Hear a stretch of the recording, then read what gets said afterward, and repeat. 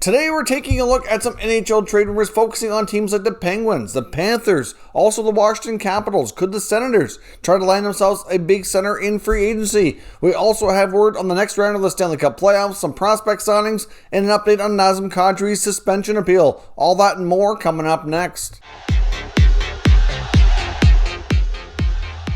So welcome back to another video here at Top Shelf Hockey. Now, as I mentioned, we have a lot to cover here today, so let's just dive right in and get started. A couple of quick items here before we jump into the trade talk for today. We do have word that Sens Kadri of the Avalanche, who was recently suspended for 8 games for an illegal check to the head during their series against the St. Louis Blues, did have his appeal hearing this morning with Commissioner Gary Bettman. So that was done via Zoom. I'm not sure exactly what kind of timelines we're looking at here before Bettman renders his decision.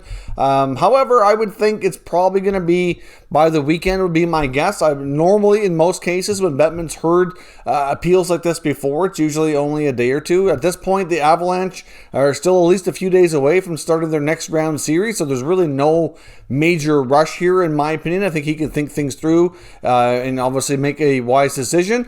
Clearly, the Avalanche are waiting for the outcome here of the Vegas Golden Knights and the Minnesota Wild series, which will be giving us Game 7, of course, going tomorrow evening. So I would suspect that series will probably start probably Sunday at the earliest, if not Monday or Tuesday, depending on how they do this. So, like I said, no big rush. We'll see what Bettman says, but I would say in the next probably 24 to 48 hours, we should have a decision on if that suspension is going to be held up or lowered or what's going to happen with that. We also had word as well, speaking of the playoffs, that round 2 will get underway this Saturday night, with round 2 starting with the Boston Bruins and the New York Islanders, and an East Division final will get started. Of course, we're still awaiting some other series to finish up here in round 1 before we can really set the other matchups. Like we got Toronto-Montreal going tonight. That could be over. The Habs are facing elimination. We've also got the Canes and Predators with the Preds facing elimination. So, of course, that could be a couple more series wrapped up there. And, of course, we still have Vegas and Minnesota going tomorrow night as well. The Jets are waiting for their next opponent, as well as the Avalanche. And, of course, the Bruins and Islanders ready to get underway. So, round 2 gets underway this Saturday. Now, we also have some prospect signings. Both prospects are Colorado Avalanche prospects. Both third-round picks here in the last 2 NHL drafts. They've signed right winger Alex Bocage, who was a Quebec Major Junior Hockey League player and has signed his entry-level deal after being a third-round pick in the 2019 NHL draft. And they've also signed a center iceman, Jean-Luc Foudy, a third-round pick in the 2020 draft, who was playing in the Ontario Hockey League. Of course, the Ontario Hockey League did not have a season this past year, so I believe he did play over in Europe for a while. And of course, yes, that name is familiar. He is the younger brother of Blue Jackets young player Liam Foudy. So the Foudy family continues to make its rise to the NHL, and he gets his contract on the books here with the Avalanche for his ELC. Now, one last note as well before we jump into the trade talk. Leafs captain John Tavares was spotted on the ice today at Scotiabank Place in Toronto. Obviously, it's only been a week since the horrific collision with Habs forward Corey Perry, so it's a good positive sign. It's a small step, though. It doesn't mean he's ready to play here anytime soon. Like I said, in the last week, he had major trauma in the head area, so, obviously he's making progress. That's a good sign. Obviously, if he's skating, the knee injury that he suffered as well must be coming along. That was about a 2-week time frame for that to be better, and we're about halfway through. He only skated for about 20 minutes. He was out there mostly on his own. I think Nick Foligno joined him partway through. Foligno's also going to be out again tonight. Game 5 against the Montreal Canadiens this evening. But Tavares is at least making progress to be at the rink and around the guys and to do some light skating. It's something. Like I said, concussions are hard to predict, and it looks as though he might have escaped the concussion being much worse. We've seen times before with guys with concussions were not even able to skate for several weeks, so that's a positive sign. I would imagine we're probably looking at the earliest, say the middle of the next round, assuming they go on to finish off the Habs, which many expect them to do. So if they are successful in doing that, go to round 2 against Winnipeg. I would say probably not the first game or two, but I'd say by game 3 or 4 it's possible, but concussions are awfully difficult to predict, and we really don't know how that's going to go. But that's probably the earliest, in my opinion, that we'll see them. And obviously it could be later, depending on how all the symptoms go here for the rest of it. But at least that's a good sign based on what happened before. Now, before we jump into the NHL Trade Talk today, I just want to take a quick moment here and pause for a word from our channel sponsor, Manscaped. Top Shelf Hockey is proud to be sponsored by Manscaped. Of course, with Manscaped, we have a special offer here for all Top Shelf Hockey viewers, where you can get 20% off and free shipping on all orders at manscaped.com. Now, of course, Manscaped just launched a brand new Lawnmower 4.0 trimmer, which is a fantastic product.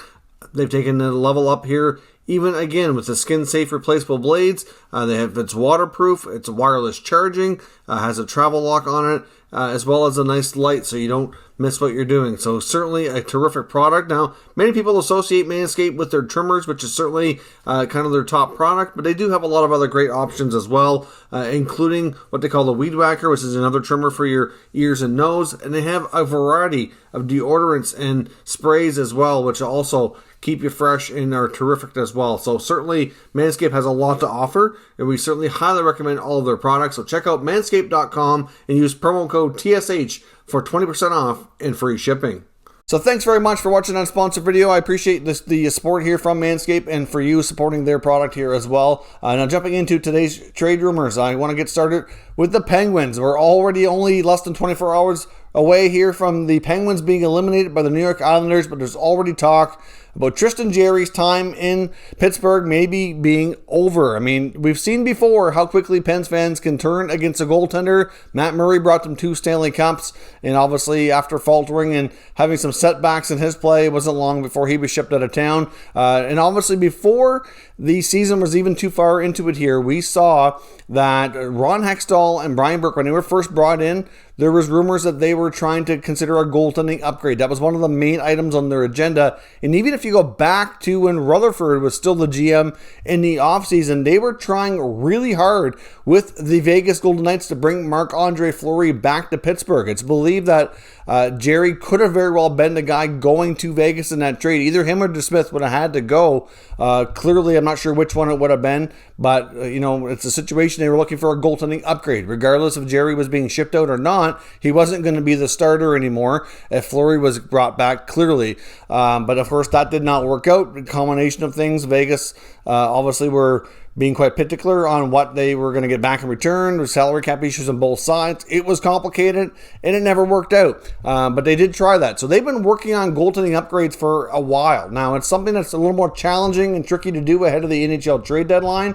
And once Burke and Hextall kind of get in place, like I said, many believe that was going to be one of their first items, but then Jarry started to play better.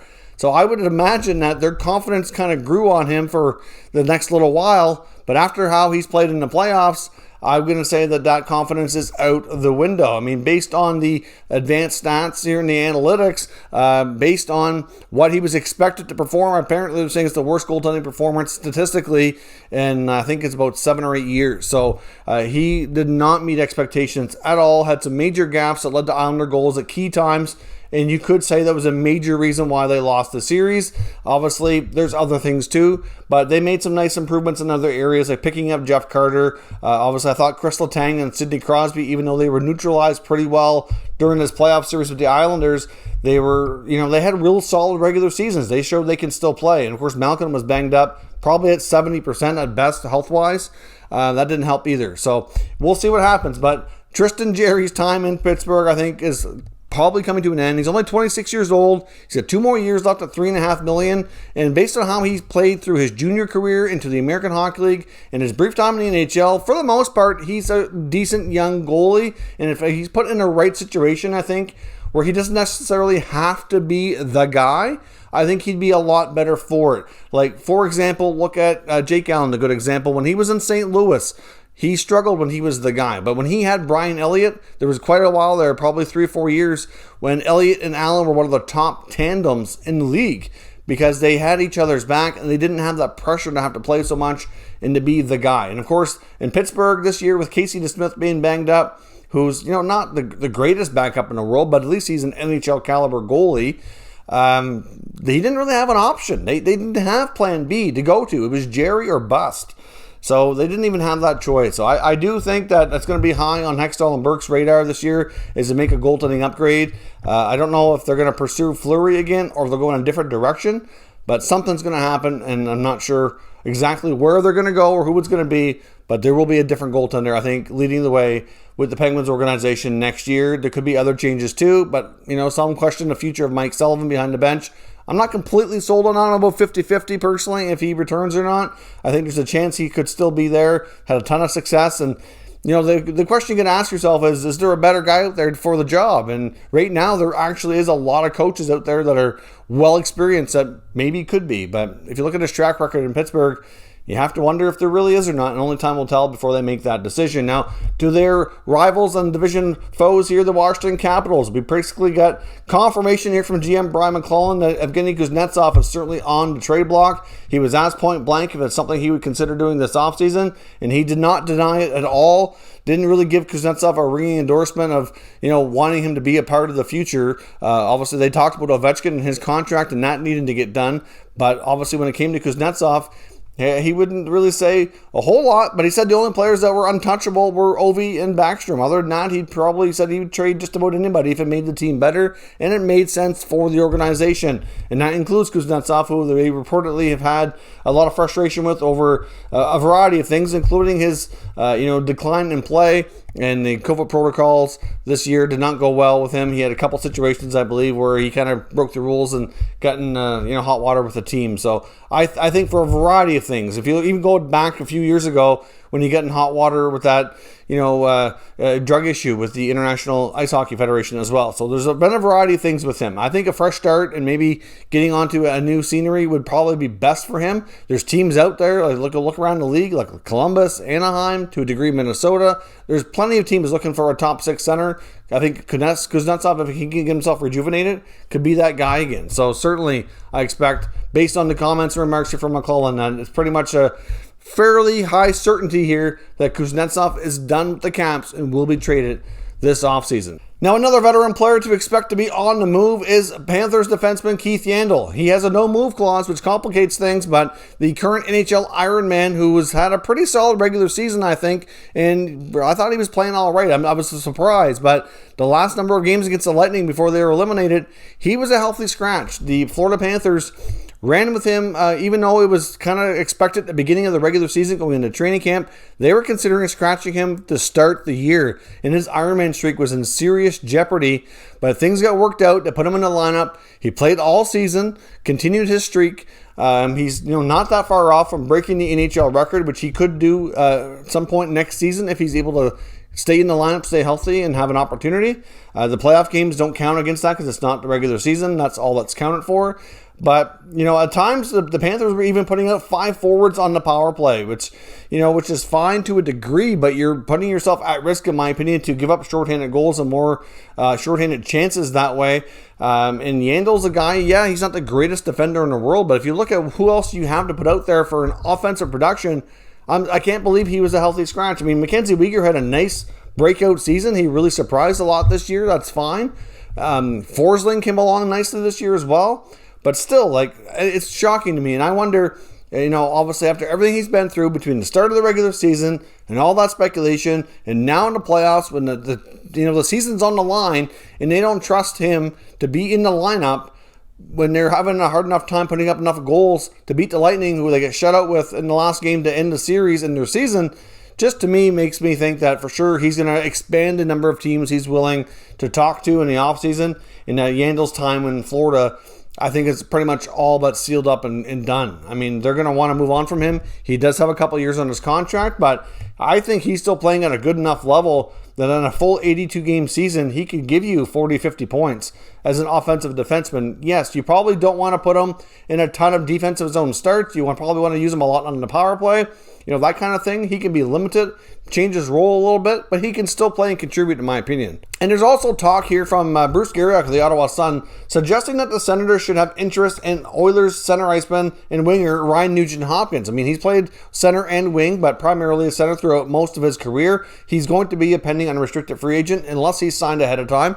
But Garriock thinks that based on comments from Pierre Dorion, the GM, and owner Eugene Melnyk, that they would really like to add a top 6 center and a top 4 defenseman if they're able to via trade or free agency this offseason. The Sens made a lot of progress in the second half of the year and really come a long way. And one thing they don't want to do this year is add veterans that can't play and really slow down the youngsters. The young players really took over and became the core members of that team this year, which was a huge step for them. So for Ryan Nugent-Hopkins to come in and maybe be a number 2 center to play with a guy like Tim Stützle and Connor Brown, for example, could be a situation that really will help push the younger guys like a Shane Pinto, Logan Brown, and at the same time insulate guys like Josh Norris so he doesn't necessarily have to face the toughest matchups every single night, even though he did handle it relatively well this season. You know, as time goes on here, that it's going to continue to get tough for him, and to have another guy there who can take some of those matchups away could certainly help their case to get more offensive zone starts and just to have a better chance to play against some weaker lines throughout other teams' lineups. So I do think there's an argument to be made that that type of player would be wise for the Sens. I'm just not entirely 100% convinced that Nuge is that guy, but I guess it's really going to boil down to the price tag. If he's willing to sign for the right deal, not too long and not too much, which I think would be debatable, then fine. But if I don't see them committing like a 5-year deal at $6 million or anything like that, that to me is too much. But I guess we will see. I mean, at this point, we don't even know for sure that he's going to be available when free agency kicks in late July. I do think there's a desire there in Edmonton from both sides to do their best to make it work. So I think we're a ways from being convinced here that he's going to be on the move.